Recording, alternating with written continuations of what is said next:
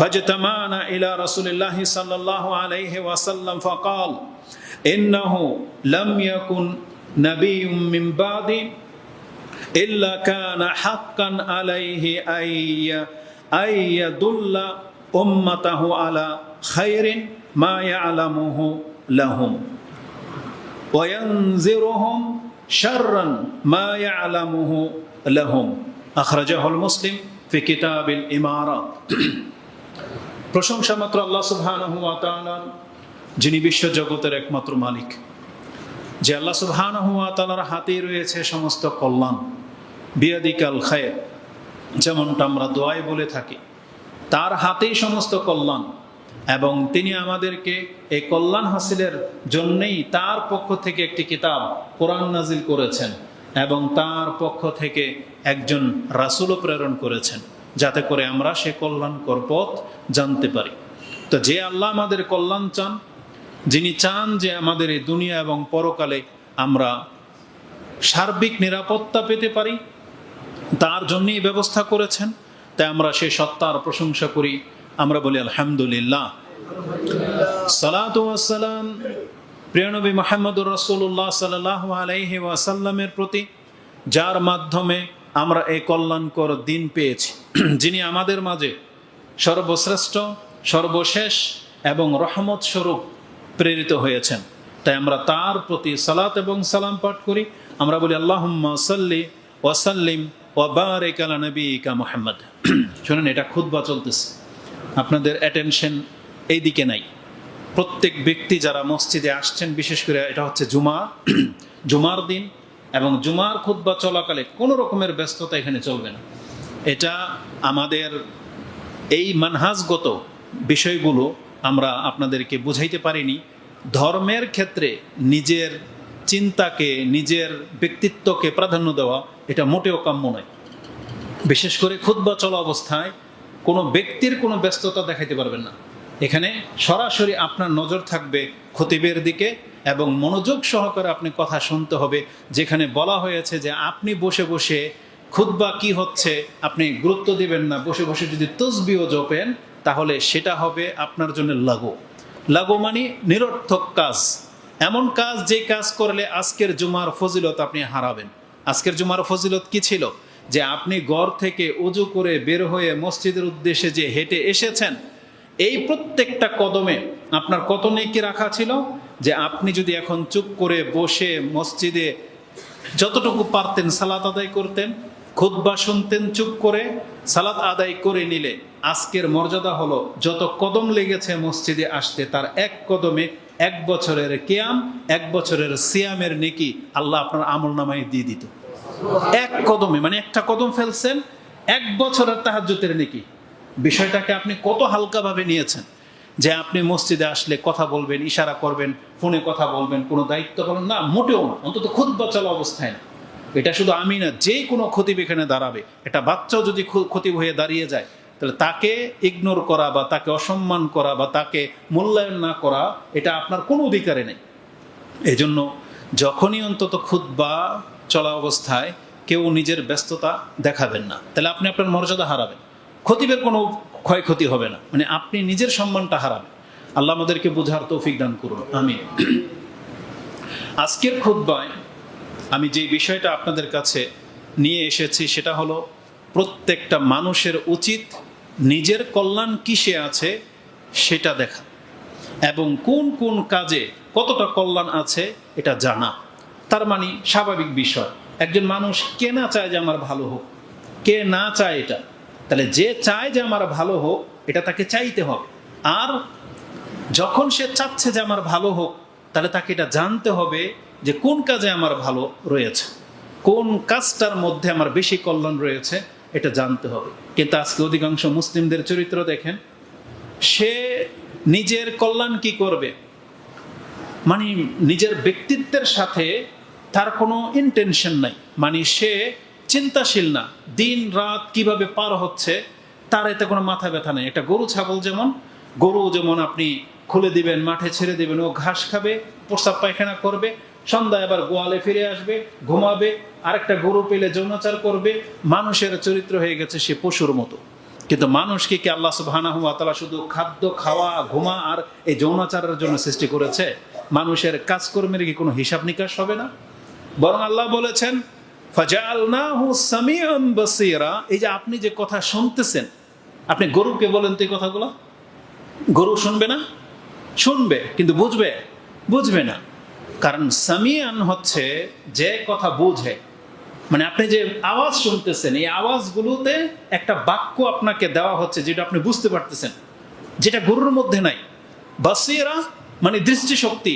গরুও দেখতে পায়। কি দেখতে পায়? এটা ঘাস, সাদা না কালো না সবুজ, এটা দেখতে পায়। কিন্তু গরু এটা দেখতে পায় না এটা কি ধান গাছ না ঘাস, এটা দেখতে পায় না। কারণ গরু শুধু সবুজ দেখতে পায়, কিন্তু ধান গাছ, ধান আর ঘাস এটা মানুষ চিনতে পারে। গরু শুধু স্বাদ বোঝে, জিহ্বাতে হয়তো স্বাদ পায়, কিন্তু এটা পরখ করতে পারবে না যেটা ধান গাছ, এটা গম ক্ষেত, এটা পরখ করতে পারবে না। গরু এটা বোঝে না এটা আমার মালিকের ক্ষেত নাকি অন্য ব্যক্তির ক্ষেত। ও তো ঘাস পাচ্ছে, খাচ্ছে, কিন্তু কার ঘাস খাচ্ছে এটা গরুর সেই সেন্স নাই। কিন্তু মানুষকে তো আল্লাহ এটা দিয়েছে। এই জন্য আল্লাহ বলেছেন সামিউন বাসীর। মানুষ হচ্ছে শ্রবণ শক্তিওয়ালা, দৃষ্টি শক্তিওয়ালা। কেন বলেছেন আল্লাহ এটা? লিনাবলুয়াহুম। আল্লাহ বলেছেন যাতে করে আমি তাদেরকে পরীক্ষা করতে পারি, যাতে করে মানুষ এটা বলতে না পারে কিয়ামতের মাঠে, আল্লাহ আমি তো বুঝতাম না, জানতাম না। যেমন গরু, কেন আপনি কি জানেন? পশু পাখির কোনো বিচার নাই। মানে ওদের জন্য বিচার বলতে জান্নাত জাহান্নাম নাই। বিচার হবে যেমন এক গরুকে গুতা দিয়েছে, আল্লাহ ওই গরুকে শিং দেবে, শক্তি দেবে এবং বলবে দুনিয়াতে তোমাকে এই মোটা তাজা গরুটাই গুতা দিয়েছিল, এখন তুমি গুতা দিয়ে দাও হিসাব বরাবর। যখন বিচার শেষ তখন আল্লাহ বলবে কোন তোমরা মাটি হয়ে যাও। তখন ওই সমস্ত পশুগুলো মাটি হয়ে যাবে। এটা দেখে কাফেররাও বলবে, যেটা আপনি সূরা আম্পারার প্রথম সূরা যেটা আন-নাবা, তার শেষ আয়াতে দেখেন, তারা সেদিন বলবে, আকাঙ্ক্ষা করবে কুনতু তুরাবা, যদি আমরা এরকম মাটি হয়ে যাইতাম। তার মানে আমাদেরকে যদি এখন জাহান্নামে ফেলা না হইতো, তার মানে এটা শুধু পশুদের সাথে করা হবে। মানে পশুদের কোনো জান্নাত জাহান্নাম নাই। কিন্তু আমাদের এক শ্রেণীর বক্তাদেরকে দেখবেন ইউটিউবে, নেটিভের মধ্যে বক্তব্য পাবেন 4 প্রকারের পশু জান্নাতি, 8 প্রকারের পশু জান্নাতি। কারা? বলতেছে আসহাবে কাহাবের কুত্তা জান্নাতি, হুদহুদ পাখি, তারপরে ওই যে হেরা গুহাতে যেই কবুতর, মানে মাকড়সা, আরো এরকম 4টা প্রাণীর কথা তারা বলে। যেমন কোন নবীর গাধা যেন, উযাইর আলাইহিস সালামের গাধা, তারপরে সালেহ আলাইহিস সালামের উট। তারা ওই ঘটনা থেকে নিয়ে এগুলো সাজিয়েছে। না, এটা আল্লাহ বলছে না রাসূল বলছে, এই হুজুর বলছে। আপনাদের হুজুর বলেছে এটা। অথচ আল্লাহ সুবহানাহু ওয়া তাআলা জান্নাত জাহান্নাম কোনো পশুর জন্য সৃষ্টি করে নাই। আল্লাহ এই কথা বলে নাই যে আসহাবের কাহাফের কুকুরকে আল্লাহ জান্নাত দেবে, এটা আল্লাহ বলে নাই। এটা হুজুরের বানানো কথা, কিন্তু ওগুলি আপনাদের কাছে মজা লাগে। আল্লাহ কুল্লি হ্যাঁ, আমি বোঝাতে চেয়েছি মানুষ আর জিনকে সৃষ্টি করা হয়েছে জান্নাত জাহান্নামের জন্য। তাদের বিচার হবে, হিসাব হবে। তাহলে মানুষ কেন এত উদাসীন থাকবে? তো আজকের মূল বিষয় হলো, আমি আপনাকে বোঝাতে চেয়েছি প্রত্যেকটা মানুষের উচিত নিজের কল্যাণ কিসে আছে সেটা দেখা এবং শিখা। এটার অনেক উদাহরণ থাকতে পারে। আমি সরাসরি বক্তব্যের দিকে নিয়ে আসি। যেই সেন্সে আমি আজকে আপনার কাছে বক্তব্যটা করবো সেটা হচ্ছে এই যে আমরা দুনিয়াতে অনেক কাজ করি, জমি কিনি, বিয়ে শাদীর ব্যাপারে, বন্ধুত্ব করার ব্যাপারে, বিজনেস করার ব্যাপারে। আপনি প্রত্যেকটা জিনিস জানতেছেন যে এই কাজটা আমার জন্য কল্যাণ হবে না অকল্যাণ হবে। তখন আপনি কি করেন? তদবির করেন, কারোর সাথে সলা পরামর্শ করেন। জায়গা কিনতেছেন, জমিটা অ্যাকুরেট নাকি ভুল, ভেজাল আছে, ওয়ারিশের কোনো দ্বন্দ্ব আছে নাকি এগুলো ইজমালি, অথবা নাকি এগুলো ব্যাংকের কাছে মর্গেজ দেওয়া আছে। সব তথ্য তদন্ত নেওয়ার পরে আপনি জমিটা নিচ্ছেন। কেন? যদি আপনি জেনে শুনে বাতিল জমি নেন তাহলে আপনি ধোঁকা খেয়ে যাবেন। বিয়ে শাদীর ক্ষেত্রে গিয়ে আপনি খোঁজ নেন যে মেয়ের বংশ কেমন, মেয়েটা কেমন। ছেলেকে খোঁজার জন্য ছেলের বায়োডাটা চেক করেন, ছেলের বংশ কেমন, ছেলে কি আরেকটা বিয়ে শাদী করছিল কিনা, নেশাগ্রস্ত কিনা, এগুলো জিজ্ঞেস করেন। কেন? কারণ ক্ষতি থেকে বাঁচার জন্য। তাহলে মানুষ দুনিয়ার ক্ষেত্রে এগুলো সব বোঝে যে আমার এই জায়গাতে লস লেগে যাওয়ার আশঙ্কা আছে, তাই সেজন্য সে কোনটা কল্যাণকর সেটা আগে সে যাচাই করে, খোঁজে, দেখে। আর নির্বোধ যারা, তারা এটা করে না। তাদের কাছে যখন একটা মেয়ে বোঝা হয়ে যায়, বিয়ে দিতে হবে, যার তার সাথে বিয়ে দিয়ে দিলেই হয়। যেমন ভাইয়েরা বলে, ভাইয়েরা অনেক সময় নিজের বোনকে পূজা মনে করে, কোনো তদন্ত ছাড়াই যার তার সাথে বিয়ে দিয়ে দেয়। মহিলাগুলা তদন্ত ছাড়াই যার তার সাথে ভেগে যাচ্ছে, এরা ক্ষতিগ্রস্ত হয়, এরা কোনোদিন সুফল পায় না। ঠিক আমি বুঝাতে চেয়েছি, দুনিয়াতে যারা যাচাই বাছাই করে কাজ করে তারা কল্যাণের মুখোমুখি হয় এবং অনেক ক্ষতি থেকে তারা বেঁচে যায়। আবার অনেক সময়ের উল্টাটাও হয়, যে সে জানে না বিদায় ক্ষতির সম্মুখীন হয়, সে ভেবেছে এটা করলে এটা হবে, কিন্তু দেখা যায় হিতে বিপরীত হয়। এটা অনেক সময় হয়। যেমন যদি দুনিয়াবি কিছু এক্সাম্পল দিয়ে দিই, যারা কৃষিকাজ করে, চাষাবাদ করে, তার কাছে একটা ধারণা হয় যে আমি এই সার প্রয়োগ করে দেখি, হতে পারে আমার ফসল বেশি হবে। প্রয়োগ করার ফলে ভুলের কারণে দেখা যায় তার পুরো ফসল জ্বলে যায়। এমন মহিলার আছে মেকআপ করে, এমন কেমিক্যাল দিয়ে মেকআপ মেরে দিয়েছে, পুরো চেহারার চামড়ায় জ্বলে গেছে। তার মানে এটা তার অসতর্কতাবশত হয়ে গেছে। তো মূল বিষয় হলো, পুরো বিষয়টাকে আমি যদি এক কথায় বলি, মানুষ যদি জানতে পারে কিসে তার কল্যাণ, তাহলে নিঃসন্দেহে মানুষ সেটাই গ্রহণ করবে। যেমন একটা হাদিস আমি আপনার কাছে একটা আয়াত দিয়ে শুরু করি। কোরআনে আল্লাহ সুবহানাহু ওয়া তাআলা রাসূলুল্লাহ সাল্লাল্লাহু আলাইহি ওয়াসাল্লামকে একটা গুরুত্বের সাথে আপনি শুনবেন কথা। রাসূলুল্লাহ সাল্লাল্লাহু আলাইহি ওয়াসাল্লামকে আল্লাহ বলেছেন, কুল, হে নবী বলে দেন, লা আমলিকু লিনাফসি নাফআন ওয়ালা দাররান ইল্লা মা শা আল্লাহ। আমি আমার নিজের লাভ করে দেব অথবা নিজেই নিজের ক্ষতি করে দেব, এটার মালিক আমি না। নিজেই যখন নিজের মালিক না, মানে রাসূল বলতেছেন, কে? তাও মুহাম্মদুর রাসূলুল্লাহ সাল্লাল্লাহু আলাইহি সাল্লাম, যে আমি নিজেই নিজের কোনো উপকার করে ফেলবো, রাতারাতি ধনী কোটিপতি হয়ে যাব, মানে রাতারাতি আমি বাতাসে উড়তে পারবো, গায়েব হয়ে যাব, আলেমুল গায়েবের তথ্য আমার কাছে চলে আসবে, এটার মালিক আমি না। আমি এমন কোনো ক্ষমতাবান পাওয়ারফুল হয়ে যেতে পারবো না যে আমার গায়ে কেউ টাচ করতে পারবে না, আমার দাওয়াত সবাই কবুল করে নেবে, মানে এমন ক্ষমতাধর। লা আমলিকু লিনাফসি নাফআন, আমি আমার নিজেকে ভালো করে দেওয়ার, তাকদীরকে পরিবর্তন করে দেওয়ার মালিক আমি না। ওয়ালা দাররান, আর ক্ষতিও করতে পারবো না, ইল্লা মা শা আল্লাহ, তবে আল্লাহ যতটা চায় ততটা। এটা শুধু রাসূলের জন্য না, পৃথিবীর সমস্ত সৃষ্টির জন্য আল্লাহ যতটা যার জন্য যেমন নির্ধারণ করে রেখেছে, যা হওয়ার তাই হোক, এটা হচ্ছে আল্লাহ কর্তৃক। এটা আমাদের আজকের মূল বিষয় না। মূল বিষয় হচ্ছে তার পরেরটা, ওয়ালাউ কুনতু আ'লামুল গায়বা লাস্তাকসারতু মিনাল খায়র ওয়া মা মাসসানিয়াস সু। এটা হচ্ছে আজকের আলোচনার বিষয়। রাসূল বলেছেন, ওয়ালাউ কুনতু আ'লামুল গায়ব, যদি আমি গায়েব সম্পর্কে জানতে পারতাম, তাহলে লাস্তাকসারতু মিনাল খায়র ওয়া মা মাসসানিয়াস সু, আমি সমস্ত কল্যাণ নিজের জন্য জমা করে নিতাম, কোনো অনিষ্ট ক্ষতি আমাকে স্পর্শ করতে পারতো না। এটা কেন বলেছেন রাসূলুল্লাহ সাল্লাল্লাহু আলাইহি ওয়াসাল্লাম? কারণ আল্লাহ বলেছেন আপনি দাওয়াতি কাজ করেন, কিন্তু রাসূলুল্লাহ সাল্লাল্লাহু আলাইহি ওয়াসাল্লাম এই দাওয়াতি কাজ করতে গেলে যে বিপদ আপদগুলো আসবে এটা তাকে জানানো হয়েছে, কিন্তু কখন কোন বিপদটা আসবে এটা তাকে আগে থেকে জানানো হয় নাই। কিছু কিছু ক্ষেত্রে আল্লাহ জানিয়েছেন, কিছু কিছু ক্ষেত্রে আল্লাহ জানান নাই। যেমন তায়েফের মাঠে যখন তায়েফ গেলেন রাসূল সাল্লাল্লাহু আলাইহি ওয়াসাল্লাম দাওয়াতি কাজ করতে, রাসূলকে এটা জানতো যে তাকে পাগল বলে পাথর মারা হবে? জানতো না, আল্লাহ তাকে জানাননি। এটা আল্লাহর হিকমা। রাসূলুল্লাহ সাল্লাল্লাহু আলাইহি ওয়াসাল্লাম যখন মক্কাতে সেজদায় গিয়েছেন, তখন কি তিনি জানতেন যে আবু জাহেল উটের ভুঁড়ি এনে তার কাঁধে চাপিয়ে দেবে? তিনি জানতেন না। তাহলে যে ক্ষয়ক্ষতি, এইটাই রাসূলুল্লাহ সাল্লাল্লাহু আলাইহি ওয়াসাল্লাম একদিন বলতেছেন, ওয়ালাউ কুনতু আ'লামুল গায়ব, যদি আমি গায়েব জেনে নিতে পারতাম, লাস্তাকসারতু মিনাল খায়র, তাহলে সমস্ত কল্যাণগুলো নিজের জন্য জমা করে নিতাম, ওয়া মা মাসসানিয়াস সু, আর আমাকে কোনো অনিষ্ট স্পর্শ করতে পারতো না। এটা হবে আজকের আলোচনার মূল বিষয়। এই আয়াতটি রয়েছে সূরা আরাফ 7 নম্বর সূরার 188 নম্বর আয়াতে। কি বুঝাতে চাইলাম? এই আয়াতের অনেকগুলা কথা এখানে প্রমাণ হয় রাসূল গায়েব জানে না। সমস্ত ক্ষমতা কার হাতে? আল্লাহর হাতে। কিন্তু আমি অন্য সেন্স নিয়ে বক্তব্যটা আপনার কাছে পেশ করতে চাচ্ছি। এটা হইতে হবে একজন জ্ঞানী মানুষের কাজ। কি? যে আমি যদি গায়েব জানতাম, তাহলে যেই জিনিসগুলো আমার জন্য ভালো, আমি শুধু সেটাই নিজের জন্য নিতাম। এটা কি শুধু রাসূল চাইবেন, আপনিও চাইবেন? সবাই। এখন ধরুন জমি কেনার ক্ষেত্রে বললাম, উদাহরণ দিলাম না, আপনি জমিটা কিনবেন, আপনি কি বলতেছেন? যদি আমি জানতাম যে মালিকটা কে আর জমির ডিটেলস, তাহলে দালাল আমাকে ঠকাইতে পারে না, তাই না? বিষয়টা এরকম। তো জীবনের সব ক্ষেত্রে রাসূল বলতেছেন, হলো কুনতু আ'লামুল গায়ব, মানে আগে থেকেই যদি জেনে নিতে পারতাম, তাহলে আমি নিজের জন্য কল্যাণটাই নিতাম, অকল্যাণটা নিতাম না। যেমন আগামীকাল এই পৃথিবীতে এমন কিছু ঘটবে, এই কাজগুলো করলে ভালো হবে, এই কাজগুলো করলে খারাপ হবে।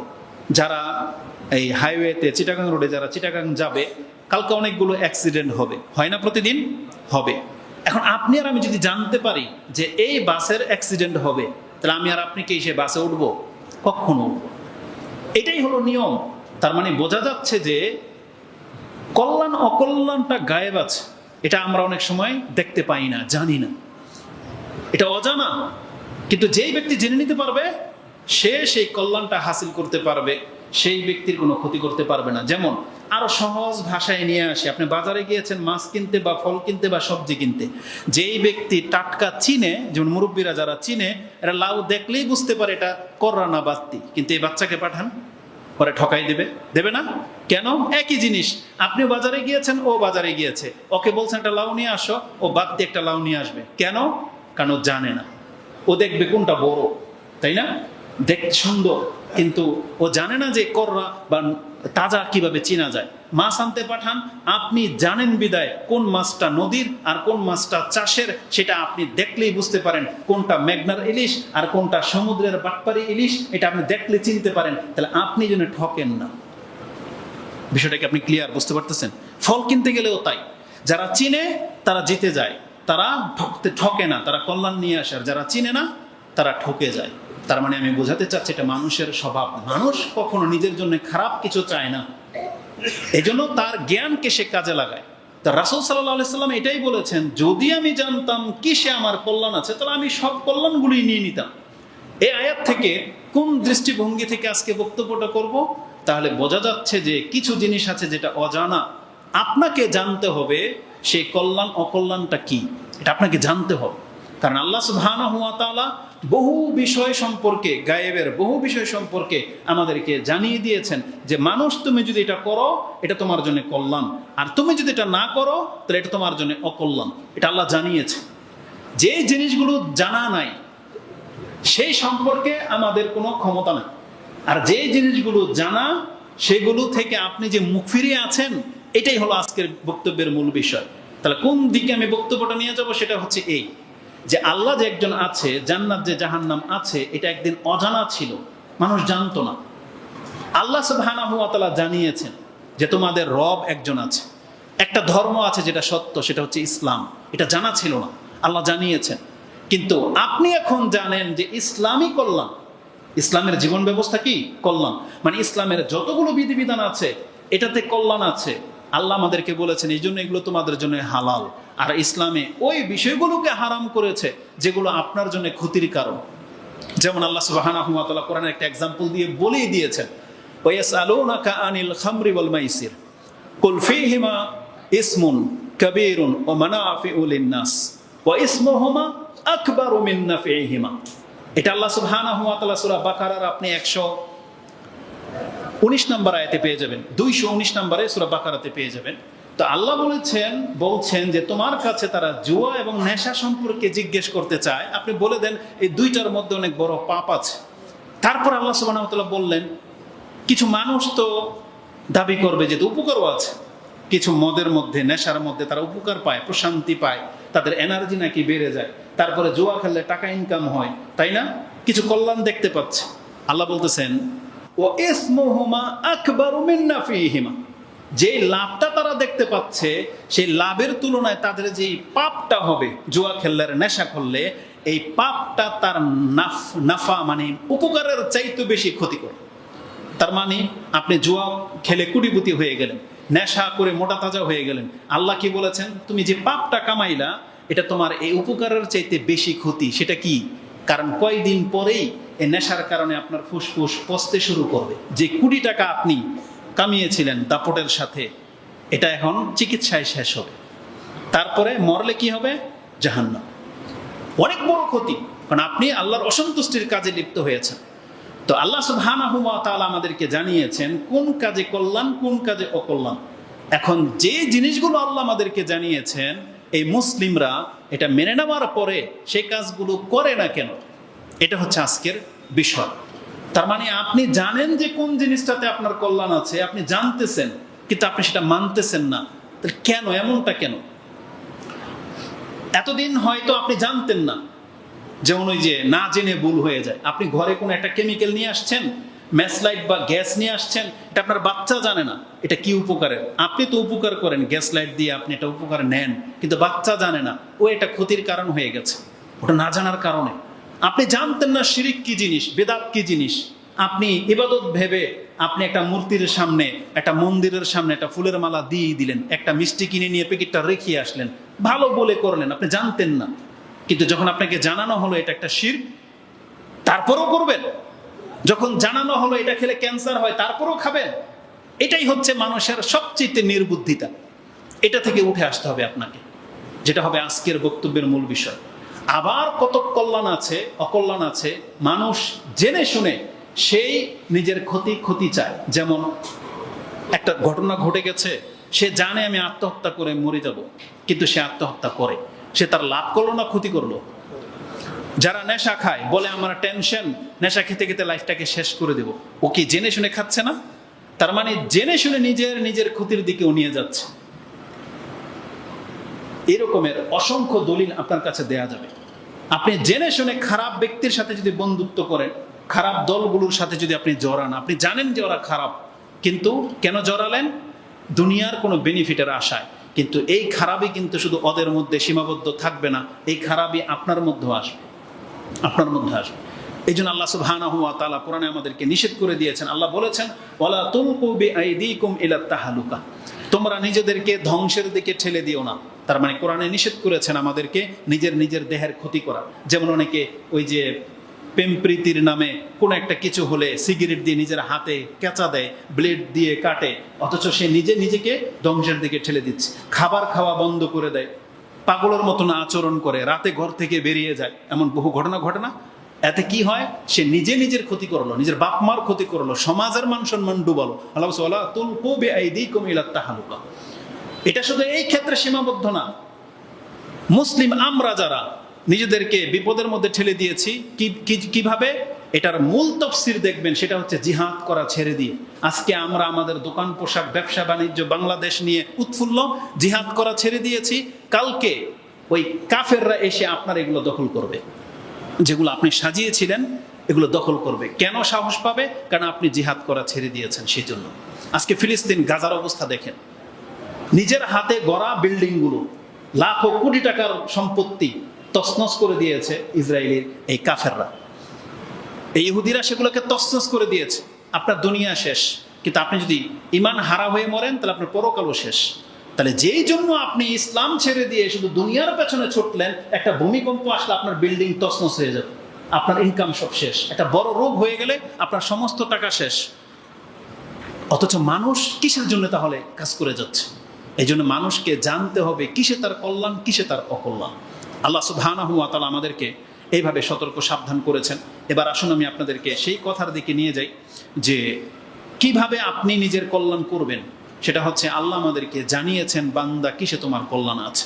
সেটা হচ্ছে এক কথায় যদি জানতে চান, সেটা হচ্ছে ইসলাম।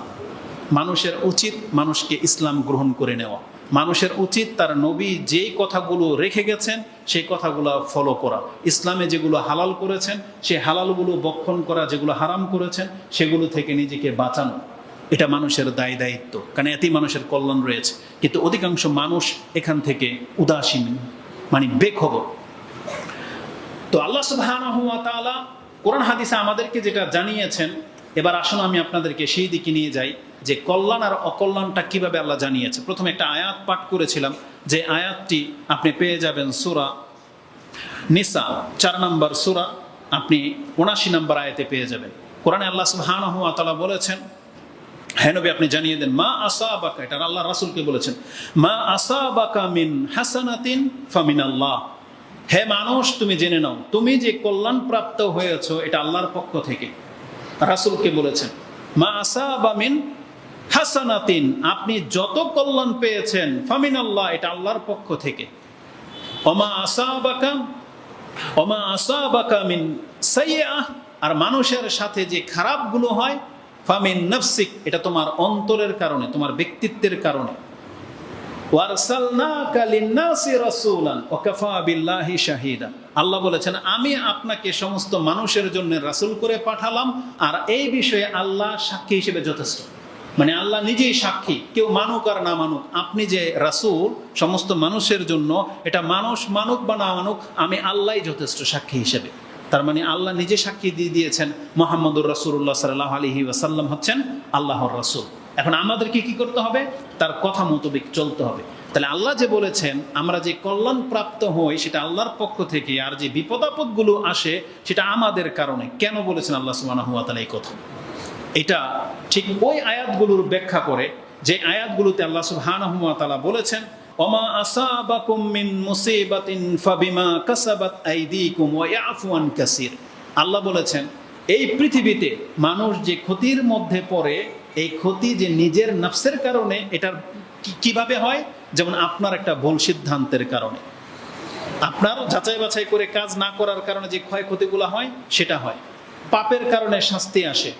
আর আল্লাহ সুবহানাহু ওয়া তাআলা বলেছেন মানুষ যদি পাপ না করতো তাহলে আল্লাহর পক্ষ থেকে যে নেয়ামত সেটা কোনোদিন বন্ধ হতো না, বরং আল্লাহ এটাকে আরো অঢেল ভাবে আপনাকে দিত।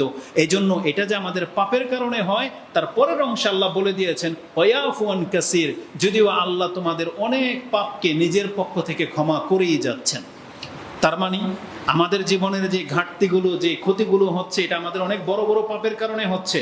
যদিও সব পাপের কারণে যদি আল্লাহ আমাদেরকে শাস্তি দিতেন তাহলে এতদিন আমরা বেঁচে থাকতে পারতাম না, বরং আল্লাহ বলেছেন যেটা মারাত্মক পাপ এটার জন্য হয়তো তোমাকে মাঝে মাঝে ক্ষয়ক্ষতিতে আমি করে দিই, কিন্তু এছাড়া যে তোমার দ্বারা প্রতিনিয়ত যে পাপ হয়ে যাচ্ছে ওয়ায়াফু আন কাসীর, আল্লাহ সেগুলোকে ক্ষমার দৃষ্টিতে দেখতেছেন, না হলে বান্দা তুমি টিকে থাকতে পারতেন। তো আল্লাহ সুবহানাহু ওয়া তাআলা যে কল্যাণ আল্লাহর পক্ষ থেকে, যেমন ইসলাম, আমি আর আপনি জানতাম না যে ইসলাম বলে কোনো জিনিস আছে, কিন্তু এটা আল্লাহ আমাদেরকে জানিয়েছেন।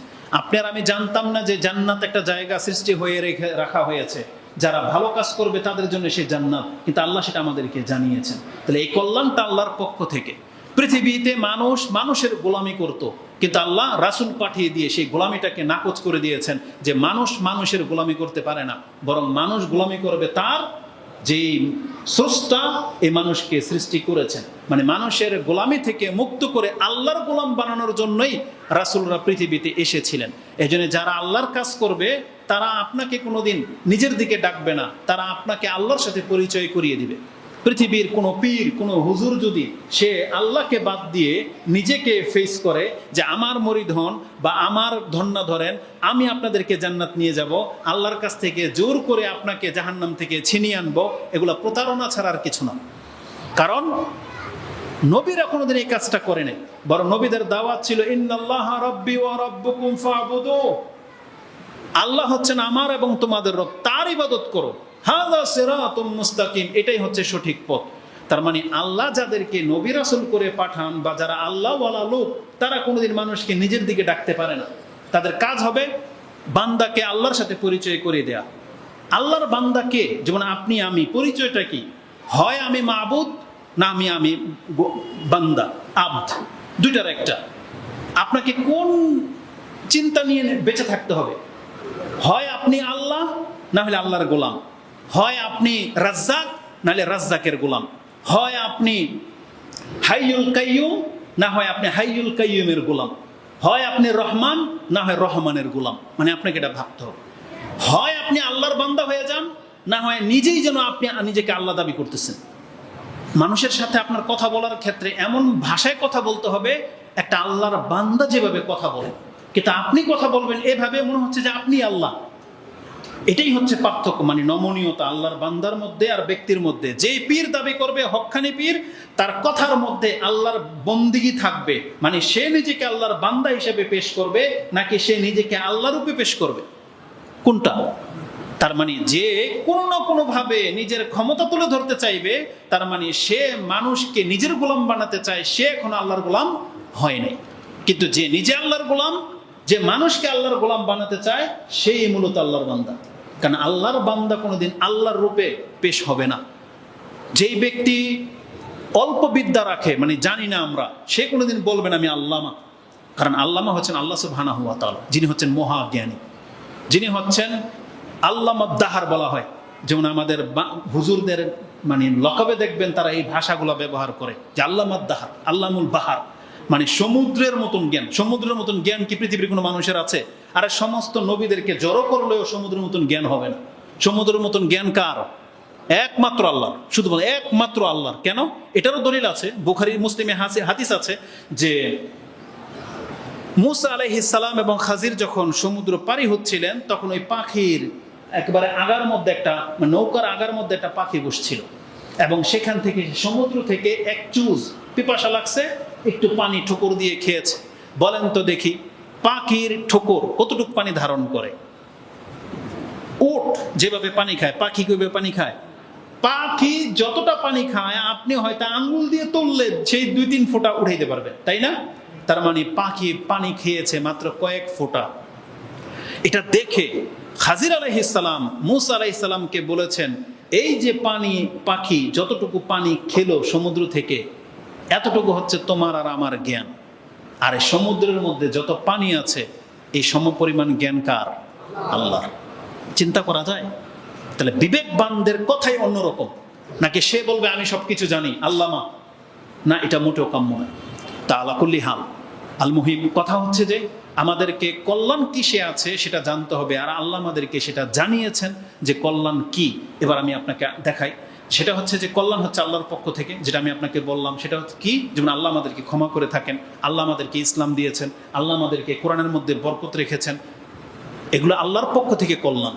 আল্লাহ আমাদেরকে হেফাজত করেন, আল্লাহ আমাদেরকে রিজিক দিয়ে যাচ্ছেন, আল্লাহ আমাদেরকে হিদায়াত দিয়েছেন, এগুলো হচ্ছে আল্লাহর পক্ষ থেকে কল্যাণ। আর মানুষ ক্ষতিগ্রস্ত হচ্ছেন এই কল্যাণ ছেড়ে দিয়ে।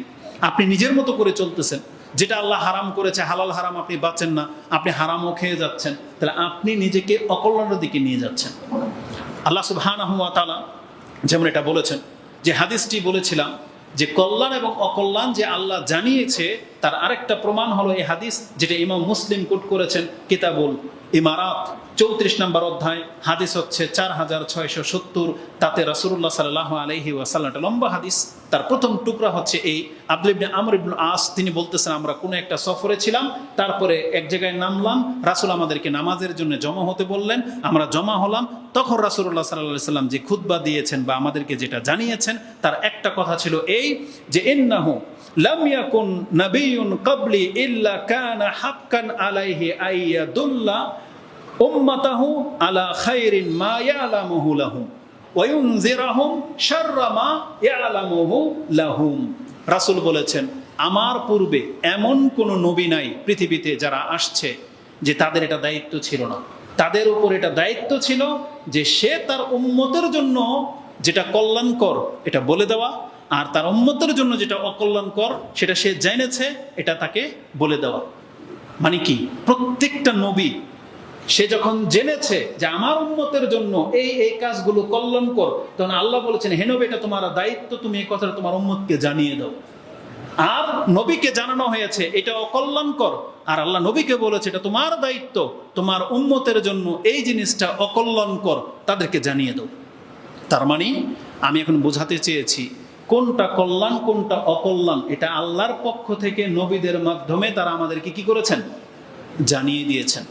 এখন কোনো মুসলিম যদি এই কথা না বলে, এই কথা যদি বলে যে আমি জানি না, এটা কার ব্যর্থতা? এটা তার ব্যক্তির ব্যর্থতা। আপনারা কি বলতে পারবেন যে আল্লাহ জানাই নাই? তাহলে আপনার ঘরের যে কোরআন, এটা কিসের কিতাব? এটা সমস্ত কল্যাণের কিতাব। এখানে যা আছে আপনার জন্য কল্যাণকর সেটা আপনাকে জানানো হয়েছে। রাসূলুল্লাহ সাল্লাল্লাহু আলাইহি ওয়াসাল্লামের এত শত শত হাদিস, এই যে শত শত যে কিতাব, কিসের জন্য? এগুলোর মধ্যে কল্যাণ অকল্যাণ লেখা আছে। কোন ব্যক্তিকে এটা বলতে পারবেন যে খাবার সময় কি বলে খেতে হয় এটা জানেন না? বলতে পারবেন? এটা কি আমাদেরকে শেখানো হয় নাই? কোন ব্যক্তি কি জানেন যে জুতা পরতে গেলে কোন পায়ে জুতা পরতে হয়? সেটাও কি ইসলাম আমাদেরকে শেখায় নাই? শিখিয়েছে। তার মানে ছোট্ট দুইটা উদাহরণ কেন দিলাম? আপনি প্রস্রাব পায়খানা করবেন সবচেয়ে খারাপ জায়গা না? সেই জায়গাতে ইসলাম আছে না নাই? তাহলে সেখানে আপনি কিভাবে ঢুকবেন, কি বলে ঢুকবেন, এটা কি ইসলাম শিখায় নাই? তার মানে ইসলাম যেখানে একটা তুচ্ছ বিষয়কে যখন শিখায়, তাহলে আপনি রাষ্ট্র কিভাবে পরিচালনা করবেন, আপনার সংসার কিভাবে চলবে, ইনকাম কিভাবে হবে, আপনি সারাদিন কি করবেন, ইসলামকে এটা শিখায় নাই? তার মানে ইসলাম আমাদেরকে সব শিখিয়েছে, কোনো কিছু গোপন নাই। যেটা কল্যাণকর গোপন ছিল আল্লাহ ওহির মাধ্যমে মুহাম্মদ সাল্লাল্লাহু আলাইহি ওয়াসাল্লামের মাধ্যমে সেটা কি করেছেন, জানিয়ে দিয়েছেন। তার দলিল স্পষ্ট এই হাদিস। শুধু নবী কেন, আমাদের নবী কেন, প্রত্যেক নবী এটা করেছেন, যে তার জাতির জন্য যেটা কল্যাণ সেটা তারা জানিয়ে দিয়েছেন, যে এই কাজটা কল্যাণ, এই কাজটা অকল্যাণ। আর উপরন্তু আমাদের নবী মুহাম্মদুর রাসূলুল্লাহ সাল্লাল্লাহু আলাইহি ওয়াসাল্লাম, তার ক্ষেত্রে আল্লাহ কোনো কিছু গোপন রাখে নাই। যেমন ধরেন কিছু কিছু জাতির ক্ষেত্রে কিছু কিছু আল্লাহ গোপন রেখেছিলেন, বলেন নাই। যেমন এই যে জুমার দিনের ব্যাপারে হাদিসে কি আছে, বনি ইসরায়েলরা জুমার দিন পায় নাই, তারা একদল বেছে নিল শনিবারকে, আরেক দল বেছে নিল রবিবারকে। তারা মনে করলো যে ওরা আমাদের আগে, কিন্তু আল্লাহ সুবহানাহু ওয়া তাআলা মুহাম্মদ সাল্লাল্লাহু আলাইহি ওয়াসাল্লামকে জানিয়ে দিলেন যে শনিবারের আগে শুক্রবার। তার মানে যে জুমার দিন, এটা আপনি যখন সার্কেল করবেন, রাউন্ড করবেন, আপনার কাছে মনে হচ্ছে কি শনি আগে না, শনি রবি সোম মঙ্গল বুধ বৃহস্পতি শুক্র, শুক্র সবার শেষে আসে না, এবং এটাকে গোল করে দেন। দেখেন তো কি হয়। তার মানে গোল যখন করে দিবেন, শনিবারের আগে কি শুক্রবার, তাই না? এটা ওরা জানতো না যে শুক্রবারের ফজিলত যে বেশি, এটা আল্লাহ বনি ইসরায়েলদেরকে দেয় নাই। এটা কাকে দিয়েছে?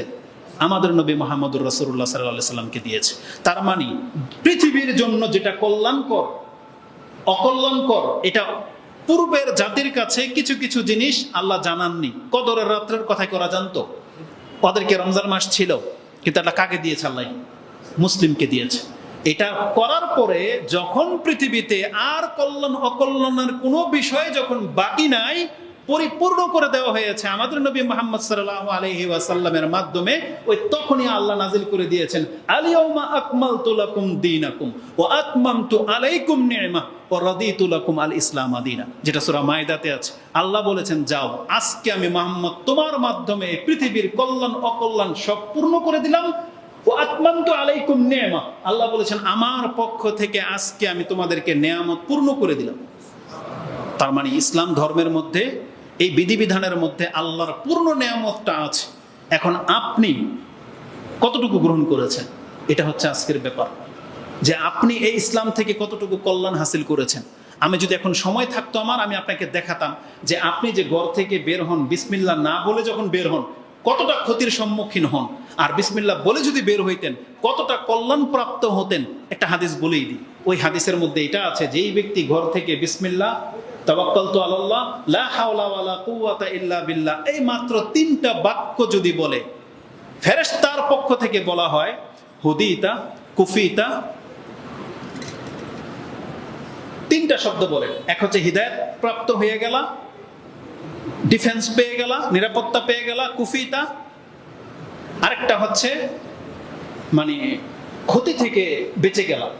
শয়তানও তখন আরেক শয়তানকে বলে কাইফা বিমান, এই ব্যক্তির সাথে এখন তুমি কিভাবে পারবা, যে ব্যক্তি হুদিয়া কুফিয়া, ওই শব্দটাই মনে পড়তেছে না, 3টা ভাষা বলেছিল। যে শয়তান শয়তানকে বলে আজকে তুমি ওকে কিভাবে গুমরাহ করবা, ও তো বিসমিল্লাহ বলে ঘর থেকে বেরিয়েছে, ও তো হেদায়েত পেয়ে গেল, ও তো আল্লাহর পক্ষ থেকে নিরাপত্তা পেয়ে গেল, এবং ওকে তো এখন আল্লাহর পক্ষ থেকে হেফাজতের দায়িত্ব নিয়ে নেওয়া হয়েছে। বুঝেন? কিন্তু আমরা বিসমিল্লাহ না বলার কারণে আমাদের ওই যে জিনে ধরে, ভূতে ধরে। আপনাদেরকে কেন ধরে বারবার? ওই সমস্ত অধিকাংশ ঘরগুলোর মধ্যে এমন কেন নজর লেগে যায়, বা জিনের আসর, জাদুটোনা, এগুলোই কেন আপনাদের? তাবিজ কবজ নিয়ে আপনাদেরকে চলতে হয় কেন? আমাদেরও তো সন্তান আছে, আমাদের হাত টাত আপনি দেখেন তো আমাদের কাছে কোনো টাকা টোকা আছে কিনা? আমাদেরও তো বাচ্চা আছে, আমাদের বাচ্চাগুলোকে চেক করেন তো, ওরা তো তাবিজ ছাড়া বেঁচে আছে, ওরা তো কালি ছাড়া বেঁচে আছে। কারণ আমরা কার ভরসায় চলি? আল্লাহর ভরসায়। তাহলে আপনাদের আল্লাহ ভরসার সাথে কালি লাগে কেন, তাবিজ লাগে কেন আপনাদের? যেই কথাটা দিয়ে তাবিজটা লেখা হবে, তাহলে সেটা আপনি মুখস্থ করে কেন নেন না? আপনার দাবি হলো হুজুর তো কোরআন দিয়ে তাবিজ দিয়েছে, তাবিজ কি পুরো কোরআনটা লিখে দিছে? 2-1টা আয়াত না, তাহলে সেই আয়াতটা আপনি মুখস্থ করেন না কেন? তার মানে আপনার নিয়তের মধ্যে সমস্যা আছে। আপনি চাচ্ছেন মুশরিকের মতো জীবনযাপন করতে, কিন্তু আপনার যদি আল্লাহর ব্যাপারে যদি আপনার কনফিডেন্স ভালো থাকতো, যে আমি আল্লাহর বান্দা, আল্লাহর ভরসায় আমি চলি, তাহলে কালি তাগা এগুলোর আপনার প্রয়োজন হতো না। তার মানে আমি বোঝাতে চাচ্ছি, মানুষ যখন ইসলামের রীতিনীতি নিয়ম নীতি পালন না করবে, যে যতটুকু পালন করবেন ততটুকু কল্যাণ পাবেন, যে যতটুকু পালন করতেছেন না, আপনার দুনিয়াও ক্ষতিগ্রস্ত হচ্ছে, আপনার পরকালও বরবাদ হচ্ছে। আজকে রাষ্ট্র ব্যবস্থা দেখেন, মুহাম্মদুর রাসূলুল্লাহ সাল্লাল্লাহু আলাইহি ওয়াসাল্লামকে একটা রাষ্ট্র ব্যবস্থা কায়েম করে যায় নাই? তিনি বলে দিয়েছিলেন না, যারা চুরি করবে তার হাত কাটা হবে, জেনা করবে বিবাহিত তাকে রজম করা হবে, নেশা করবে তাকে বেত্রাঘাত করা হবে। এই নিয়মগুলি কি পালন করা হয় নাই? তারপরের চিত্র কি? মদিনাতে কি মানে জেনা বেড়ে গিয়েছিল, লুটতারাজ বেড়ে গিয়েছিল? তার মানে আল্লাহর বিচার যখন কায়েম হয়ে যাবে, ক্রাইম কমে যাবে, অপরাধ কমে যাবে। আজকে কেন আপনার জীবনের নিরাপত্তা নাই? কেন আপনাকে রাস্তায় বাড়াইলে, এই যে কাজীপাড়া মদনপুরের স্থান থেকে এখানে রাতের 11টা বাজে আসতে আপনার অন্তর কাঁপে কেন? রাসূল সাল্লাল্লাহু আলাইহি ওয়াসাল্লাম তো এমন একটা ইসলাম রেখে গিয়েছিলেন, বলেছিলেন একজন মহিলা ইয়ামান থেকে মক্কা পর্যন্ত সফর করবে নির্দ্বিধায়। পৃথিবীতে কেমন একটা নজির কায়েম হয় নাই? নিরাপত্তাকে সৌদি আরবে নাই। আপনি মাইলকে মাইল ঘুরেন তো দেখি 1400 বছর এই ক্রাইমের যুগে, তারপরও তো আপনার কোনো ভয় নাই, কোনো টেনশন ছাড়াই আপনি কয়েকশো কিলোমিটার গাড়ি নিয়ে যেতে পারবেন, আপনার কোনো ভয় নেই। বাংলার জমিনের মধ্যে আপনার 90% মুসলিম বাস করেন, অথচ আপনার মহল্লায় ঢুকবেন 1 কিলোমিটার জায়গায় আপনি পেরেশান, সম্পদ নিয়ে আসতে পারবেন না। কেন? এটা কোন চরিত্রের মুসলিম আমরা? আপনি নিজেকে দাবিও করতেছেন মুসলিম, অথচ আপনি জানেন না যে একজন মুসলিমের রক্ত, মুসলিমের ইজ্জত, মুসলিমের মান সম্মানের মূল্য কি। এই সামান্য একটা মোবাইলের জন্য আপনি একটা কূপ দিয়ে দিলেন একজন মুসলিমের গায়ে, মানে কি এটা? আপনি কোন ধর্মের অনুসারী? আরে আপনি তো প্রত্যেকটা লোক যারা ডাকাতি করে, ছিনতাই করে, প্রত্যেকটা ফেরাউন টাইপের লোক, প্রত্যেকটা। আপনি শুধু ফেরাউনকে গালি দেন, আপনার ঘরের মধ্যে ফেরাউন জন্ম। বাপ হয়ে আপনি জানেন যে আপনার ছেলে চুরি বাটপারি করে খায়, তাহলে মানে আপনার ঘরে আপনি ফেরাউন পালতেছেন, আপনি ফেরাউনকে গালি দেন। একটা মুসলিম কোনদিন এই চরিত্র হতে পারে না। এই জন্য আপনাদেরকে আমরা বলবো, কল্যাণ পেতে চান ইসলাম পালন করে। একটু আগে আমি যখন এখানে এসেছি, আমি মুরব্বীদেরকে বলবো আপনারা দুঃখ নিয়েন না। আপনি কি জানেন আমরা হুজুররা আপনাদেরকে ইসলাম বুঝাইতে ব্যর্থ হয়েছে? আপনার বয়সটা একবার চিন্তা করেন, আর এই সময়টা চিন্তা করেন। আমি এখানে এসেছি 11:30টায়। আজকে কি দিন? জুমার দিন। কোন ব্যক্তিকে এটা জানেন, এই হাদিস শুনেছেন, যেই ব্যক্তি যত দ্রুত মসজিদে আসবে সে একটা ওটের নেকি পাবে, তারপরে গরু, তারপরে মুরগি, এক পর্যায়ে কি ডিম, তাই না?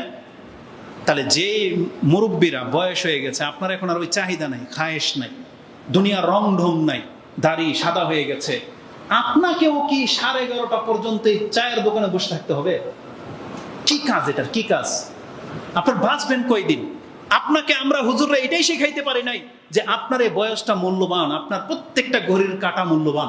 আপনি কিভাবে পার করতেছেন আপনি দেখেন। জীবনের পাপ কি সব ভুলে গেছেন? নাকি আল্লাহর পক্ষ থেকে সার্টিফিকেট চলে আসছে যে আল্লাহ আপনাকে মাফ করে দিছে? তার মানে ওগুলোর বিচার যদি শুরু হয়ে যায় কি হবে? তাহলে আমরা আমাদের মুরব্বীদেরকে বলবো, এই বয়সটা জুমার দিন অন্তত এই দোকানে বসে থাকার মতন ব্যাপার না, এটা বিষয় না। আপনি কি জানেন যে এটার নিয়মটা কি ছিল? উচিত ছিল একটা দিন অন্তত আপনি 10টা বাজে মসজিদে চলে আসেন।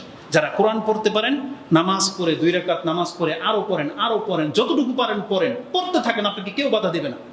তারপরে ক্লান্ত হয়ে যাবেন বা কিছু কোরআন নেন, একটু লম্বা করে আল্লাহর কাছে দোয়া করেন, খতিব আসা পর্যন্ত। এটাই হবে আজকের জুমার দিনের কাজ। একটা দিনের 1 ঘন্টা আপনি আল্লাহর জন্য দিতে পারবেন না? আর এই দোকান আপনাকে কি দিয়েছে?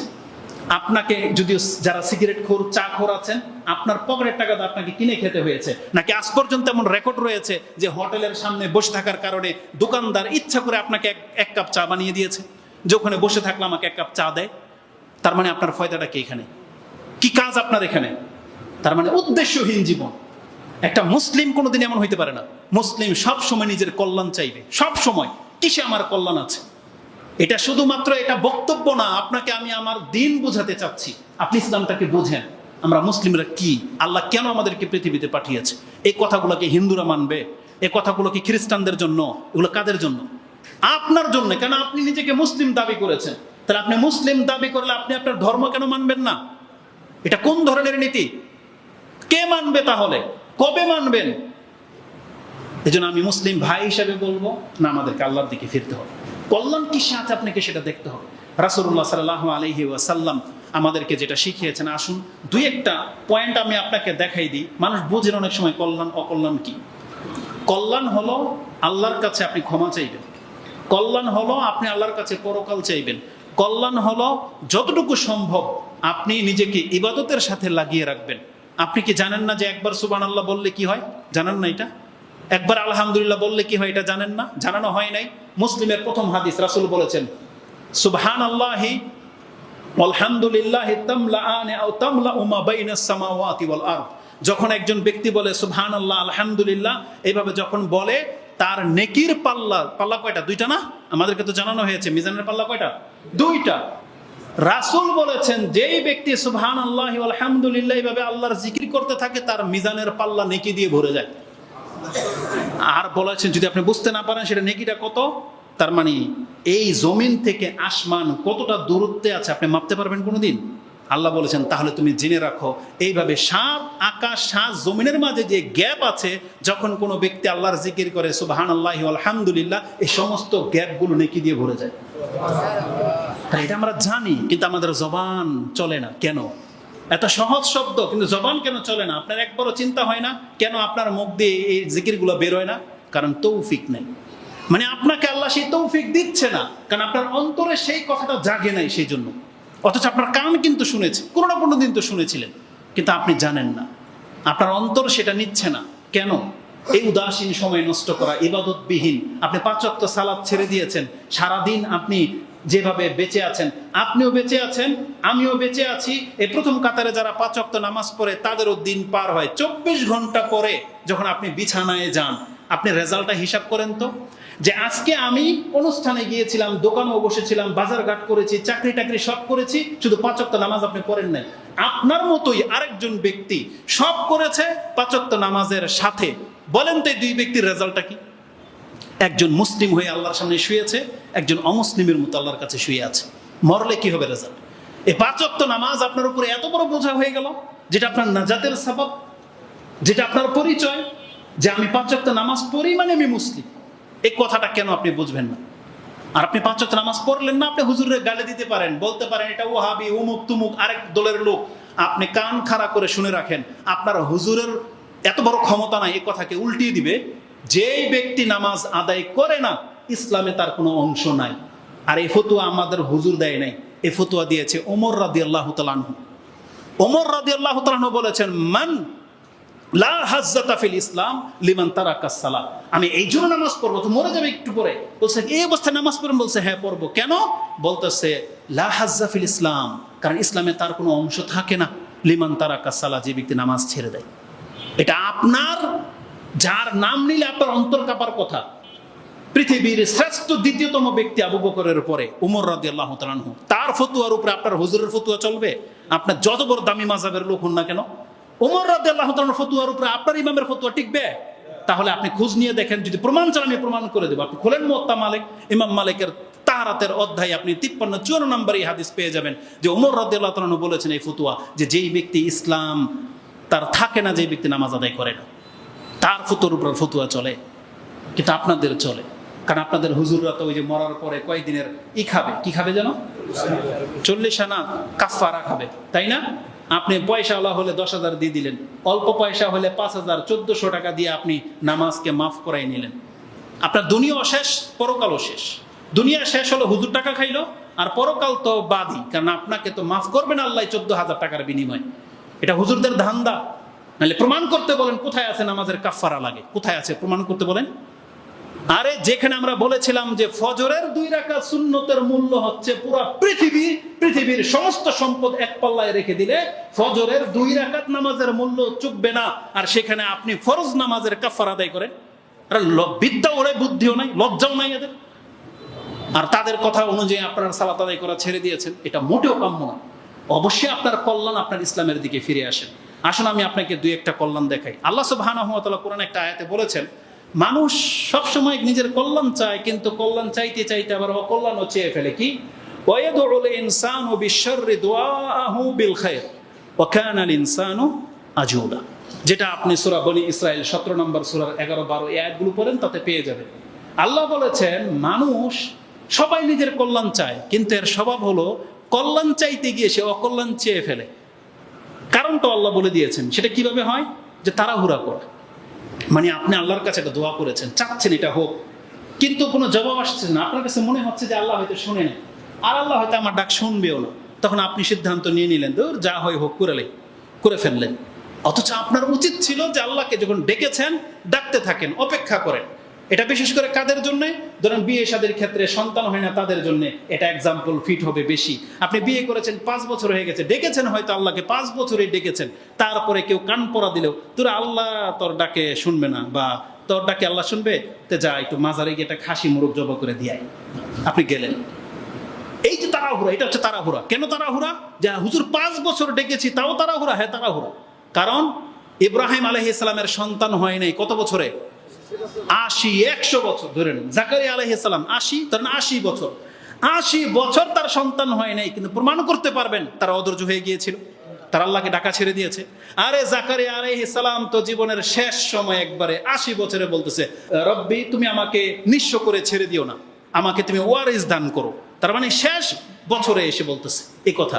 তার মানে বোঝা যাচ্ছে যে 80 বছর পর্যন্ত ডাকতেই আছে আল্লাহকে। তারপর আল্লাহ শুনেছেন কি শুনেন নাই? শুনেছেন। কিন্তু আমরা মুসলিমরা তাড়াহুড়া করো, সিদ্ধান্ত খুব দ্রুত নিয়ে ফেলি। আরেকটা পয়েন্ট বলি, তাড়াহুড়া মানিটা কি? তাড়াহুড়া মানে হচ্ছে নগদ নগদ চাওয়া। যেমন আপনি আল্লাহর ইবাদত করতেছেন, আজকে নামাজে আসছেন, ইচ্ছা মতো আল্লাহকে বলবেন, আল্লাহ আজকে তো নামাজ পড়ছে, আল্লাহ তুমি আমার দুনিয়াতে এত টাকার মালিক বানাই দাও, এতটা সম্পত্তির মালিক বানাই দাও, আমার পোলাকে আল্লাহ তুমি এই চাকরিটা মিলাই দাও, এই সেই। এগুলো কি? সব দুনিয়া। এগুলো কি? দুনিয়া। আল্লাহ বলেছেন ফামিনান নাসি মান ইয়াকুলু রাব্বানা আতিনা ফিদ দুনিয়া, যেই ব্যক্তিরা বলে যে আল্লাহ তুমি আমাকে দুনিয়া দাও, আল্লাহ বলছেন ওমা লাহু ফিল আখিরাতি মিন খালাক। এটা আপনি সূরা বাকারার 200 নম্বরে পেয়ে যাবেন যে আল্লাহ বলেছেন মানুষের মধ্য থেকে বহু মানুষ আছে যারা আল্লাহর কাছে নগদ নগদ চায়। তার মানে তারা যা কিছু আছে সব দুনিয়ার ক্ষেত্রে দুনিয়া চায়। জানেন এটা কত মারাত্মক ব্যাপার? কেন আল্লাহ আমাদেরকে এটা শিখিয়েছেন? কেন আল্লাহ বলেছেন যে তুমি আমার কাছে দুনিয়া চাইও না? বরং আল্লাহ সুবহানাহু ওয়া তাআলা সূরা হুদ 11 নম্বর সূরার মধ্যে আপনি পেয়ে যাবেন 15 এবং 16, বনি ইসরাইল আপনি পেয়ে যাবেন 19, 20, 21 এই আয়াতগুলো পড়েন। তাতে আল্লাহ কি আছে? একটা আয়াত মনে এখানে আমি নোট করেছি, যেটা আমি আপনাকে দেখালাম। কি বলেছেন? মান কানা ইউরিদুল আজিলাতা আজ্জালনা লাহু ফিহা মা নাশাউ লিমান নুরিদ সুম্মা জাআলনা লাহু জাহান্নামা ইয়াসলাহা মাযমুমান মাদহুরা। আল্লাহ বলেছেন মান কানা ইউরিদুল আজিলাতা আজ্জালনাহা, যেই ব্যক্তি আমার কাছ থেকে শুধু নগদ নগদ চায়, আমি যদি তাকে নগদ দিয়ে দিই, রেজাল্ট কি? তাকে আমি জাহান্নামে লাঞ্ছিত করে ছেড়ে দেব। আজকে পুরো পৃথিবীর কাফেররা শুধু দুনিয়া নিয়ে বেঁচে আছে, ওরা পরকাল চায় না। কিন্তু মুসলিমদের কি করা উচিত ছিল? মুসলিমদের আল্লাহর কাছে পরকাল চাওয়া উচিত ছিল। উম্মে সালামা রাদিয়াল্লাহু তাআলা আনহা তিনি দোয়ায় বলতেছেন আল্লাহুম্মা মাত্তিনা বিজাওজি রাসূলিল্লাহি সাল্লাল্লাহু আলাইহি ওয়াসাল্লাম ওয়া বিআবি সুফিয়ান ওয়া বিআখি মুআবিয়া। আল্লাহ তুমি আমাকে এতটা বয়স দান করো যাতে আমি রাসূলের পুরো জীবনটা পাই, আমার বাবা আবু সুফিয়ানের পুরো জীবনটা পাই, এমনকি আমার ভাই মুআবিয়ার পুরো জীবনটা যেন আমি পাই। কেন? কারণ তারা প্রত্যেকে লিডার ছিলেন, যাতে সেই শান শৌকতের সাথে বেশি দিন বেঁচে থাকতে পারে। রাসূল বললেন সুবহানাল্লাহ, তুমি এমন কিছু চাইলা যেটা আল্লাহ তো আগেই অগ্রিম লিখে দিয়েছে যে তোমার বয়স কত হবে, কত ডুব পানি তুমি খাইবা, কত শান শৌকতের সাথে বেঁচে থাকবা, এটাকে আল্লাহ আগে লিখে দেয় নাই? আপনারা তো জানেন যে আপনার এক ডুব পানি বাকি থাকতে কি আপনার মৃত্যু আসবে না। তাহলে রিজিক তো আল্লাহ আপনাকে আগেই লিখে দিয়েছেন। বলছেন বরং তুমি যদি চাইতে আল্লাহর কাছে আল্লাহুম্মা আফিনি মিন আযাবিল কবরি ওয়া আযাবিন নার ফাকানা খাইরাল লাকি, বরং তোমার দোয়াতে তো উচিত তুমি আল্লাহর কাছে বলবা আল্লাহ তুমি আমার কবরের আযাব এবং জাহান্নামের আযাব থেকে আল্লাহ নিরাপত্তা দিয়ে দাও। এইটা হইতে হবে দোয়া, এটা তোমার জন্য কল্যাণকর। কারণ তুমি রিজিক চাইলেও পাইবা, না চাইলেও পাইবা, কারণ এটা আল্লাহ নির্ধারিত, এটা আল্লাহ নির্ধারণ করে দিয়েছে। এটার বাস্তব প্রমাণ কি জানেন? বেনামাজি দান চাষি আর নামাজি দান চাষি কাদের সংখ্যা বেশি? বেনামাজির সংখ্যা বেশি না? আচ্ছা বলেন তো দেখি, দান কাদের জমিতে বেশি হয়? নামাজের জমিতে বেশি হয় না বেনামাজের জমিতে বেশি হয়? না, দুইজনের জমিতে বেশি হয়। নামাজের জমিতে দান বেশি হয়। প্রমাণ করতে পারবেন যে এই গ্রামের হুজুরা ধান চাষ করছে, তার 1 মনে দান হয়েছে 100 মন, আর ওই বেনামাজি ধান চাষ করছে দান হয়েছে 90 মন, হয়েছে এরকম। তার মানে রিজিকের ক্ষেত্রে নামাজকে আল্লাহ প্রাধান্য দেয় নাই যে নামাজি লোক। আচ্ছা ধরেন এটা বাস্তব উদাহরণ, আপনার সমাজের ইমাম সাহেব কোটিপতি না আপনারা কোটিপতি? আপনাদের বেনামাজিরা কোটিপতি, তাই না? মসজিদে যারা 5 ওয়াক্ত নামাজ পড়ে এরা বেশি অভাবী। তার মানে বোঝাতে চেয়েছি ইবাদতের সাথে রিজিকের সম্পর্ক নাই। ইবাদতের সম্পর্ক হতে হবে কিসের সাথে? পরকালের সাথে, আল্লাহর সাথে, নাজাতের সাথে। আপনি নামাজ পড়তেছেন দোয়া দুনিয়া না, আপনি কি চাইবেন আল্লাহর কাছে? পরকাল চাইবেন। মানে আমরা বেঁচে আছি কেন, আলহামদুলিল্লাহ কেন বলি, লা ইলাহা ইল্লাল্লাহ কেন বলি, এটা কি দুনিয়ার সম্পদের দোয়া নাকি জাহান্নাম থেকে মুক্তির দোয়া? তার মানে প্রত্যেকটা মুসলিমকে ইবাদত করতে হবে আল্লাহর নাজাতের জন্য, আল্লাহর কাছে জান্নাতের জন্য। আমার বক্তব্য করে দেব, সংক্ষিপ্ত করে দেব। দোয়া শিক্ষা দিয়েছেন কিভাবে আপনি আল্লাহর কাছে কল্যাণ চাইবেন। এই দোয়া, সেই দোয়াটি মুসনাদে ইবনে মাজাতে রয়েছে। হাদিসটি ইবনে মাজাতে 3846 পেয়ে যাবেন। আয়েশা রাদিয়াল্লাহু তাআলা বলেন, আল্লাহ মানি রাসূলুল্লাহ সাল্লাল্লাহু আলাইহি ওয়াসাল্লাম হাযা দোয়া, আমাকে এই দোয়া শিক্ষা দিয়েছেন। সেটা কি? যে তুমি বলবো আল্লাহুম্মা ইন্নী আসআলুকা মিনাল খায়রি কুল্লি আজিলিহি ওয়া আজিলি মা আলিমনা মিনহু ওয়া মা লাম না'লাম। আমি বহু বচনে পড়লাম, যদি এক বচনে আছে যে আমরা দোয়া করবো কি, আল্লাহুম্মা ইন্নী আসআলুকা মিনাল খায়রি কুল্লি, আল্লাহ যত কল্যাণ আছে আল্লাহ সেটা আমি তোমার কাছে চাচ্ছি, আজিলিহি ওয়া আজিলি, দুনিয়াতে এবং পরকালে, মা আলিমনা মিনহু ওয়া মা লাম না'লাম, আমরা জানি আর না জানি আল্লাহ তুমি জানো যে কিসে কল্যাণ কিসে অকল্যাণ, তুমি যেটা জানো ওই সব কল্যাণ আমি চাচ্ছি। ওয়ানাউযু বিকা মিনাশ শাররি কুল্লি, আল্লাহ সমস্ত অনিষ্ট থেকে তোমার কাছে আশ্রয় চাচ্ছি, আজিলিহি ওয়া আজিলি মা আলিমনা মিনহু ওয়া মা লাম না'লাম, আমরা জানি আর না জানি যে কোন কাজে অকল্যাণ আল্লাহ তুমি তো জানো, আমাদেরকে তুমি আশ্রয় দিয়ে দাও। এবং তুমি বলবা আল্লাহুম্মা ইন্নী আসআলুকা খায়রা মা সালাকা আবদুকা ওয়া নাবিয়ুকা মুহাম্মাদিন সাল্লাল্লাহু আলাইহি ওয়াসাল্লাম, আল্লাহ আমি তো জানি না যে কিসে কল্যাণ, তবে তোমার নবী মুহাম্মদ সাল্লাল্লাহু আলাইহি সাল্লাম তোমার কাছে যা যা চেয়েছে আল্লাহ আমি তোমার কাছে তা তা চাচ্ছি। ছোট্ট একটা বাক্য না, কিন্তু কত বড় কথা বলেছেন। রাসূল তার জীবনে কত কল্যাণ চেয়েছে আপনি জানেন? জানেন না, কিন্তু আপনি এক কথায় বলে দিলেন আল্লাহ মুহাম্মদ সাল্লাল্লাহু আলাইহি সাল্লাম তোমার বান্দা, পছন্দনীয় বান্দা, তোমার কাছে যা যা চেয়েছে কল্যাণ আল্লাহ তুমি আমি তাই দাও, আমি তাই চাচ্ছি। ওয়া আউযু বিকা মা মাস্তাআযাকা মিনহু নাবিয়ুকা মুহাম্মাদিন সাল্লাল্লাহু আলাইহি ওয়াসাল্লাম, আমি ওই সমস্ত অকল্যাণ থেকে তোমার কাছে আশ্রয় চাচ্ছি যেই সমস্ত অকল্যাণ থেকে মুহাম্মদ সাল্লাল্লাহু আলাইহি ওয়াসাল্লাম তোমার কাছে আশ্রয় চেয়েছে। আর সর্বশেষ যে কথাটা সুবহানাল্লাহ, এর মধ্যে আছে আল্লাহুম্মা ইন্নী আসআলুকাল জান্নাতুল ফিরদাউস ওয়া মা কাররাবা ইলাইহা মিন কাউলিন ওয়া আমাল ওয়া আউযু বিকা মিনান নারি ওয়া মা কাররাবা ইলাইহা মিন কাউলিন ওয়া আমাল, আল্লাহ আমি তোমার কাছে জান্নাত চাচ্ছি আর যে কাজ করলে কথা বললে জান্নাত পাওয়া যায় সেটা আমাকে দিয়ে করাও। আর আমি তোমার কাছে জাহান্নাম থেকে আশ্রয় চাচ্ছি, যেই কথা বললে যেই কাজ করে ফেললে জাহান্নামে যেতে হয় ওই কথা ওই কাজ থেকে আল্লাহ তুমি আমাকে ফিরাও। এটা কত বড় দোয়া। এবং সর্বশেষ আপনি আল্লাহর কাছে দোয়া করবেন, আপনি বলবেন ওয়া আসআলুকা আন তাজআলা কুল্লা কাদাইন কাদাইতাহু লি খায়রা, আল্লাহ তুমি আমার তাকদীরে যা কিছু লিখেছো আমি সেই তাকদীরের শুধু ভালো জিনিসগুলো তোমার কাছে চাচ্ছি। তার মানে আমার তাকদীরের অকল্যাণগুলো যেন আমাকে স্পর্শ করতে না পারে, আল্লাহ তুমি আমার তাকদীরের ভালোগুলোকেই বহাল রাখো, খারাপগুলোকে আল্লাহ তুমি মিটিয়ে দাও। সুবহানাল্লাহ, এটা হচ্ছে দোয়া। তাহলে আমাদেরকে কি করতে হবে? আল্লাহর কাছে চাইতে হবে। আপনি কল্যাণ চাইবেন, আর প্রত্যেকটা মানুষ যখন জানবেন আপনাকে জানানো হবে এটা কল্যাণ এটাও কল্যাণ, আপনি সেটা মেনে চলার চেষ্টা করেন। এটা রোগীর ক্ষেত্রেও ডাক্তার যেটা বলবে আপনার কল্যাণ এটা, আপনি এটা করেন, ওটা খায়েন না, এটা খাইলে আপনার সমস্যা, খায়েন না, জিহ্বাকে একটু কন্ট্রোল করেন।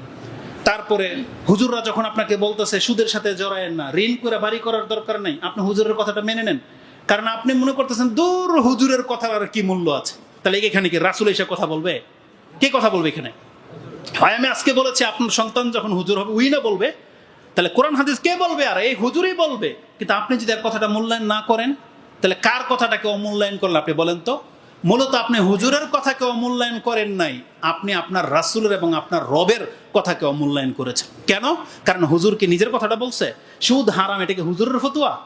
কার ফতোয়া? আল্লাহ সুবহানাহু ওয়া তাআলা বলেছেন সুদ হারাম। তাহলে কোরআন হাদিস থেকে যেটা কখন হুজুর বলবে এই হুজুরদের কথা মেনে নেওয়া ছাড়া আপনার কিন্তু আর পথ নাই। কিন্তু ওই হুজুরদের কথা আপনি অ্যাভয়েড করবেন যাদের কথায় কোনো দলিল থাকে না, যাদের কথা সাপ ব্যাং কিচ্ছা হরিণের কিচ্ছা থাকে, এদের কথার কোনো দলিল নেই। যারা মিলাদুন নবী পালন করেছে বিনা দলিলে, বলছে দলিল লাগে না, দলিল ছাড়া ইবাদত চলে না, আপনি জেনে নেন। দলিল ছাড়া আপনি রাসূল সাল্লাল্লাহু আলাইহি ওয়াসাল্লামের ভালোবাসা প্রদর্শন করবেন? চলবে না। আচ্ছা বলেন তো দেখি, আপনি ভালোবাসেন বলতেছেন স্ত্রীকে, মাকে, বোনকে, মেয়েকে, আপনার স্ত্রীকে যেভাবে আপনি চুমা দেন আপনার মেয়েকে ওইভাবে দিবেন? আপনি বলতেছেন না তোমার কাছে কৈফিয়ত দিতে হবে না, আমি আমার মেয়েকে ভালোবাসি, এটা ভালোবাসার প্রমাণ, মানবে সমাজ? তাহলে ভালোবাসারও প্রমাণ লাগে। আপনি যখন বলবেন আমি রাসূলকে ভালোবাসি, তাহলে কি নিজের মতো করে ভালোবাসবেন? না, এটা ভালোবাসা না। আপনি টুপি পরা পছন্দ করেন, তাই বলে কি লুঙ্গি খুইলা মাথায় দিবেন? প্রত্যেকটা জিনিসের একটা মাপ রেখা আছে। আল্লাহকে ভালোবাসারও মাপ রেখা আছে। আপনার বাপ মাকে, পীরকে, হুজুরকে ভালোবাসবেন, তারও একটা কি মাপ রেখা আছে। এজন্য জানতে হবে। আপনি গোরামি করবেন না, রাগ করলে রাগ করতে পারেন। আপনার ধর্ম শিক্ষা নেওয়া ছাড়া আপনার কোনো গতি নেই। এজন্য আপনার বয়স যারা হয়ে গেছে আপনি হ্যাঁ হয়ে যান না। আজ থেকেও আপনি চাইলে আপনি হচ্ছেন আবু বকরের মর্যাদা, এটা নিয়ে নেন এভাবে। আপনি হামজা রাদিয়াল্লাহু তাআলার মর্যাদার, আব্দুল ইবনে আপনি আব্বাস রাদিয়াল্লাহু তাআলার মর্যাদার, কারণ এই বয়সে তারা ইসলাম গ্রহণ করেছিল না। তাহলে আপনি সেই বয়সের, তাহলে আপনি কেন আব্বাস হইতে পারবেন না? আপনি কেন আবু বকর হইতে চাচ্ছেন না? আপনি কেন হামজা হইতে চাচ্ছেন না? কেন? এটা কি শুধু হলে ওদের জন্য কোরআন নাজিল হয়েছে? না, এটা আপনার জন্য হয়েছে। এজন্য আমি আমার জন্য এবং আমাদের মুসলিম ভাইদের জন্য দোয়া করি, আল্লাহ তুমি আমাদেরকে কবুল করো। আকুলু লিকাউলি হাযা আস্তাগফিরুল্লাহ লি ওয়া লাকুম ওয়া লিসাইরিল মুসলিমিন ফাস্তাগফিরু ইন্নাহু হুয়াল গফুরুর রহিম।